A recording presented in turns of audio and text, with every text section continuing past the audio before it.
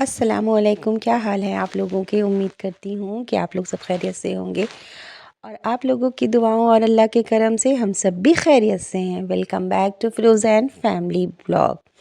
तो जी, आज का दिन है संडे और आज का जो ब्लॉग है सिर्फ खाने पीने से रिलेटेड ही है, क्योंकि ऐसा सच मैं बहुत ज़्यादा संडे को ओवरलोडेड मतलब काम नहीं करती हूँ, मगर मतलब अब मैं थोड़ा सा चेंज कर ली हूँ तो मुझे ज़्यादा वर्कलोड जो है वो नहीं पड़ता। तो जी, यहाँ पर सुबह का टाइम है और नाश्ते में बन रही है कसूरी मेथी डाल कर के पूरी, खीर और छोले। तो छोले जो है वो बनने के लिए रख दिए गए हैं। दूध को जो है मैंने गर्म करके साइड कर लिया और ये दूध था तो इसका मैंने फिर अच्छी वाली टेस्टी वाली खीर बनाने के लिए चढ़ा दी है। कम से कम ये 1 से डेढ़ घंटा तक धीमी-धीमी स्लो पोजीशन में पकेगी।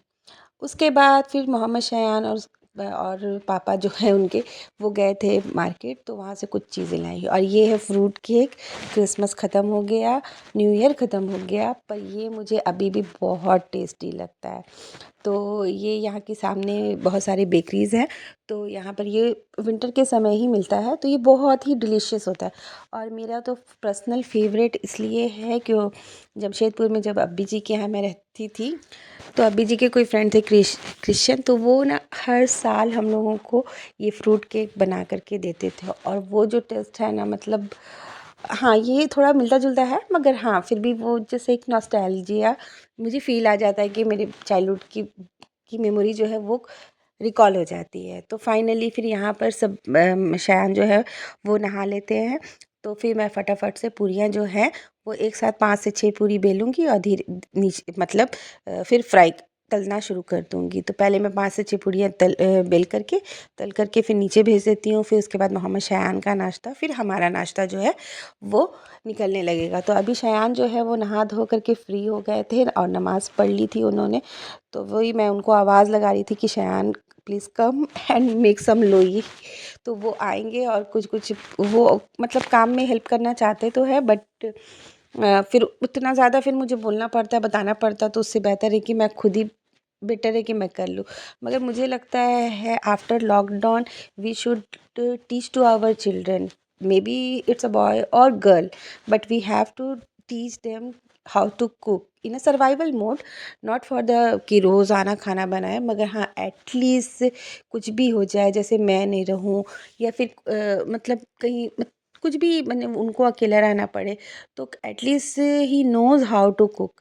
तो एक ये मुझे रियलाइज़ हुआ है लॉकडाउन में, जब बच्चे वगैरह जो स्टूडेंट्स जो थे उनको कितना दिक्कत हुआ था, जो फुल्ली डिपेंडेंट थे मेस पे या फिर वो घर नहीं लौट पाए थे। तो फिर इसीलिए मुझे ऐसा लगता है कि तो फाइनली यहाँ पे मोहम्मद शायान आ जाते हैं और इतने छोटे-छोटे क्यूट-क्यूट से हाथ से मेरी हेल्प करना शुरू कर देते हैं। तो मैं बेसिकली पूरी जो है ना, बस वो ज़्यादातर क्या, मैं हमेशा आटे ही से ही बनाती हूँ। मेबी लुक में अच्छा ना हो, but it's a healthy version मुझे लगता है, स्पाइट ऑफ मैदा।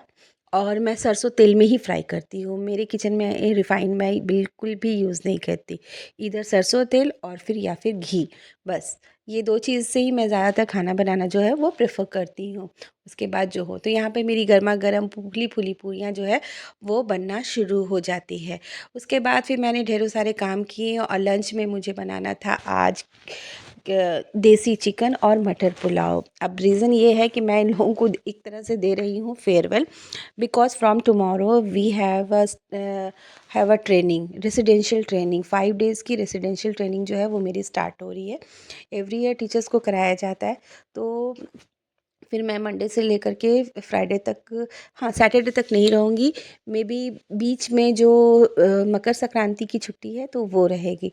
तो घर तो आने का मौका नहीं मिल पाएगा, तो इसीलिए मैं आज अच्छा-अच्छा ट्रीट दे रही हूँ। तो फिर उसके बाद किचन में काम कर रहे थे, तो फिर वो ज़ोहर की जब नमाज़ पढ़ के आते तो मैंने उनको अनार दिया था कि निकालने के लिए दाना, वो बड़े आराम से प्यार से निकालते हैं और इट्स वेरी टाइम टेकिंग, तो मैं मोस्टली करती हूँ कि उनको ही ऐसे कट लगा कर के दे देती हूँ, तो वो आराम से निकालते हैं।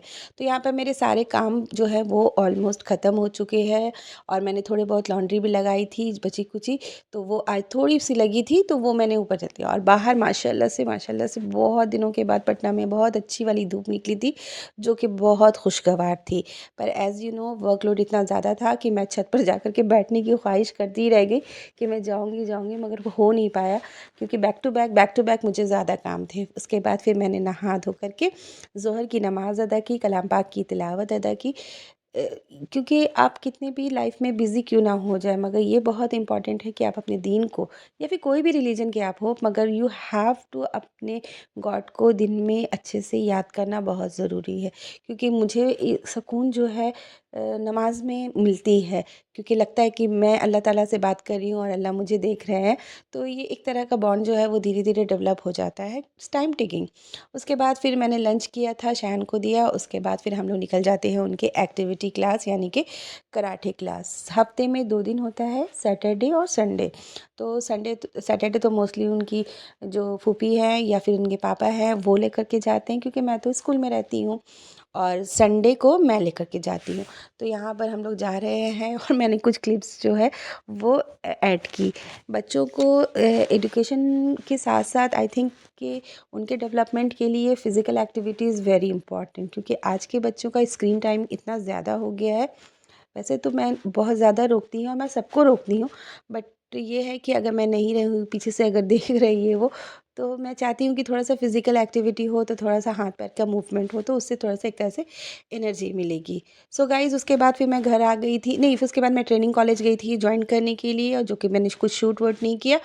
मिलते हैं इंशाल्लाह अगले ब्लॉग में। अगर आपको मेरा ब्लॉग किसी भी तरह से अच्छा लगे तो please do like share and subscribe to my channel. मिलते हैं अगले ब्लॉग में। अल्लाह हाफ़िज़।